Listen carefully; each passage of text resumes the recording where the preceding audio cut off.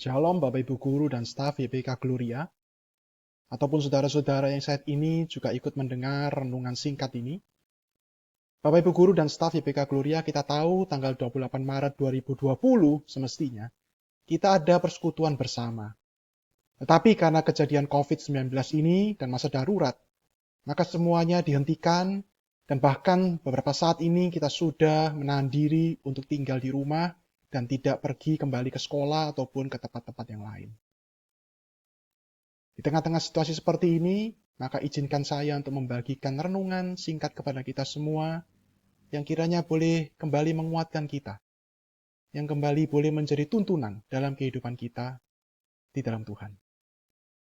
Saya akan membacakan 3 bagian firman Tuhan yang semuanya diambil dari surat Rasul Paulus. Yang pertama adalah surat Rasul Paulus kepada jemaat di Efesus, pasal yang pertama, ayat yang ke-15 sampai yang ke-21. Demikian bunyinya. Karena itu setelah aku mendengar tentang imanmu dalam Tuhan Yesus, dan tentang kasihmu terhadap semua orang kudus, aku pun tidak berhenti mengucap syukur karena kamu, dan aku selalu mengingat kamu dalam doaku, dan meminta kepada Allah Tuhan kita Yesus Kristus, yaitu Bapa yang mulia itu, supaya Ia memberikan kepadamu roh hikmat dan wahyu untuk mengenal Dia dengan benar, dan supaya Ia menjadikan mata hatimu terang, agar kamu mengerti pengharapan apakah yang terkandung dalam panggilannya, betapa kayanya kemuliaan bagian yang ditentukannya bagi orang-orang kudus, dan betapa hebat kuasanya bagi kita yang percaya, sesuai dengan kekuatan kuasanya, yang dikerjakannya di dalam Kristus dengan membangkitkan Dia dari antara orang mati, dan mendudukkan Dia di sebelah kanannya di surga. Jauh lebih tinggi dari segala pemerintah, dan penguasa, dan kekuasaan, dan kerajaan, dan tiap-tiap nama yang dapat disebut, bukan hanya dunia ini saja, melainkan juga di dunia yang akan datang. Yang kedua dari surat Filipi, pasal yang pertama, ayat yang ke-3 sampai 4, kemudian ayat yang ke-9 sampai yang ke-11. Nah, demikian bunyinya. Aku mengucap syukur kepada Allahku setiap kali aku mengingat kamu. Dan setiap kali aku berdoa untuk kamu semua, aku selalu berdoa dengan sukacita.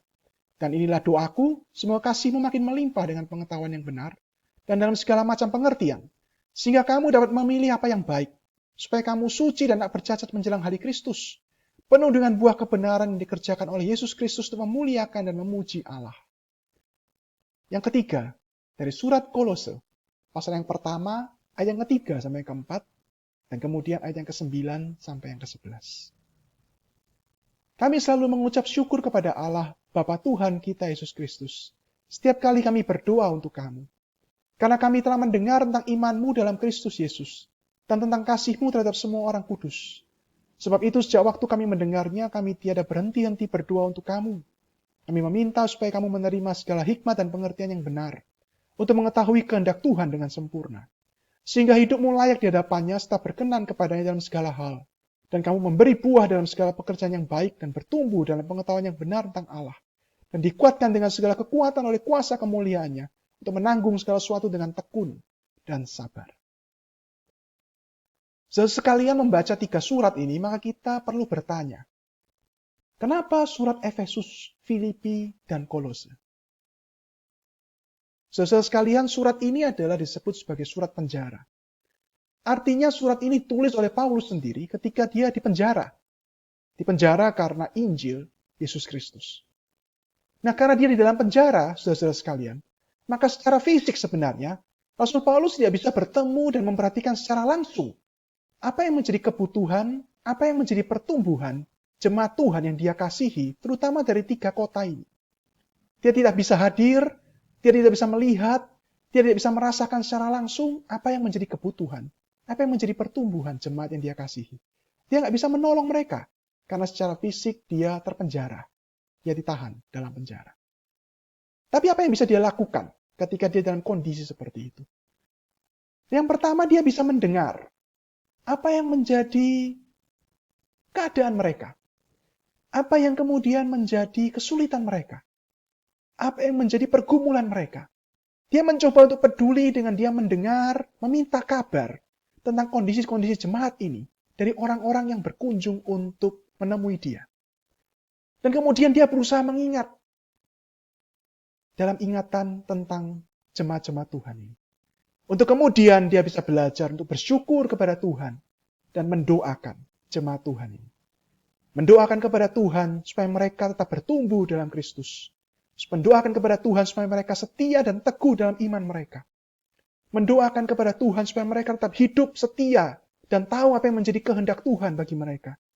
Berdoa kepada Tuhan supaya Kristus benar-benar hidup dalam hidup mereka. Dan mereka sungguh-sungguh mengalami Kristus dengan sungguh-sungguh. Kristus itu dialami mereka dengan sungguh-sungguh lewat hidup mereka untuk menjadi kesaksian bagi orang lain. Secara fisik dia tidak bisa hadir. Tetapi dia bisa melakukan sesuatu. Dia mencoba untuk mendapat kabar, mendengar. Dia mencoba untuk mengingat-ingat mereka. Apa yang menjadi pergumulan, apa yang kira-kira menjadi kebutuhan, apa yang kira-kira menjadi kesulitan mereka saat itu. Dan kemudian dia mencoba untuk bersyukur atas mereka. Dan dia belajar untuk mendoakan, meminta Tuhan menolong. Terutama supaya mereka benar-benar mengalami Kristus yang sudah mereka terima. Dan kemudian mereka alami sungguh-sungguh dalam hidup mereka sebagai anak-anak Tuhan. Itu artinya, saudara-saudara sekalian, secara fisik memang Paulus bisa dipenjara. Tetapi dia tahu bahwa Tuhan Yesus tidak bisa dipenjara siapapun. Kalau dia tidak bisa hadir, kalau dia tidak bisa menolong, maka dia bisa berdoa. Dia bisa mengucap syukur. Kenapa? Karena dia tahu dia punya Tuhan Yesus, kepala gereja, pemilik jemaat ini, yang sanggup menolong mereka lebih dari yang apa dia bisa lakukan. Karena itulah dia berdoa, dia memohon kepada Tuhan. Karena dia tahu di tengah-tengah keterbatasannya, Tuhan Yesus sanggup hadir dan menolong. Apa kaitannya dengan kehidupan kita saat ini? Setelah beberapa saat ini kita mencoba untuk melakukan pembelajaran dari rumah bagi anak-anak kita. Anak-anak TK yang masih kecil, anak SD, SMP, SMA, mereka semua belajar di rumah. Mereka semua dibantu oleh orang tua mereka. Ataupun mungkin kakek nenek mereka kalau orang tua mereka sedang sibuk bekerja. Beberapa saat ini kita juga harus menahan diri untuk bekerja di rumah. Kita tidak perlu untuk ke kantor, sebisa mungkin kita menahan diri untuk tinggal di rumah. Kita mengerjakan semuanya di rumah dengan teknologi yang kita punya. Setelah kita melewati beberapa hari ini, apakah ada sesuatu yang kita rasakan mulai hilang saat ini? Setelah kita melaksanakan pembelajaran di rumah, setelah kita bekerja di rumah beberapa saat ini, apakah ada sesuatu yang kita rasa mulai hilang? Yang kita rasa itu hilang saat ini. Nah, mungkin Anda menjawab dengan benar seperti yang saya pikirkan. Kita mulai merasakan kehilangan yang namanya presence, yang namanya kehadiran. Karena seperti Rasul Paulus, Bapak Ibu Saudara sekalian, kita mungkin nggak dipenjara seperti dia, kita nggak ditahan dengan paksa seperti dia, tapi kita harus menahan diri untuk tidak bisa hadir di sana dengan anak-anak kita. Untuk tidak bisa melihat mereka secara langsung. Untuk nggak bisa menolong mereka dengan langsung. Untuk tidak bisa kemudian melihat dan mendengar apa yang menjadi kesulitan mereka dalam belajar. Untuk tidak bisa melihat dengan sungguh-sungguh apa yang terjadi dengan hidup mereka. Untuk tidak kemudian bisa mendengar dengan telinga dan hati kita dengan langsung apa yang menjadi pergumulan mereka saat ini. Kita kehilangan presence. Kita kehilangan kehadiran.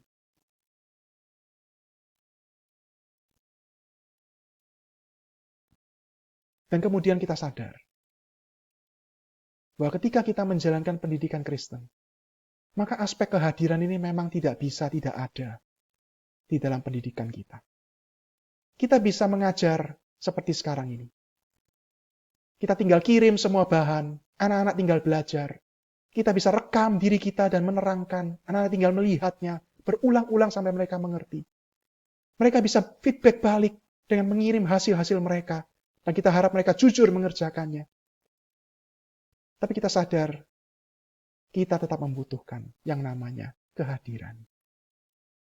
Karena ketika kita hadir, kita bukan hadir sekedar membawa diri kita. Tapi ketika kita hadir sebagai seorang pendidik, sebagai seorang staf di sekolah, kita hadir membawa teladan.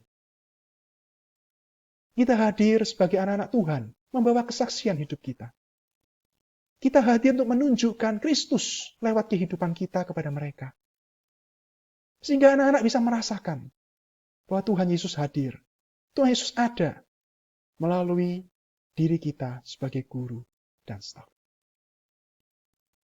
Kita kehilangan presence. Kita kehilangan kehadiran. Kita mau, kita rindu, kita pingin, kita menantikan saat itu kembali. Tapi saat ini kita terpaksa harus menahan diri kita. Lalu apa yang bisa kita lakukan, saudara-saudara? Sama seperti Rasul Paulus, mari kita mencoba mengingat-ingat anak-anak kita. Di tengah-tengah kehidupan yang mungkin kita rasa mulai melambat, karena rutinitas kita ini mulai berubah, kita nggak lagi mungkin dikejar-kejar waktu seperti dulu. Karena kita sekarang harus banyak menahan diri di rumah. Di tengah-tengah hidup kita ini, mari kita mencoba dalam doa-doa kita, dalam kesendirian perenungan kita, kita mencoba mengingat akan anak-anak kita. Kita mencoba mencari kabar mungkin dari teman-teman, bahkan mungkin dari mereka sendiri. Apa yang menjadi kesulitan mereka? Apa yang mungkin menjadi pergumulan mereka? Apa yang mungkin menjadi kekhawatiran mereka? Kita mencoba mengingat, kita mencoba memahami apa yang mereka rasakan, apa yang mereka takutkan, apa yang mereka khawatirkan. Atau mungkin juga apa yang mereka sukai dengan saat-saat seperti ini. Dan kemudian kita belajar untuk bersyukur.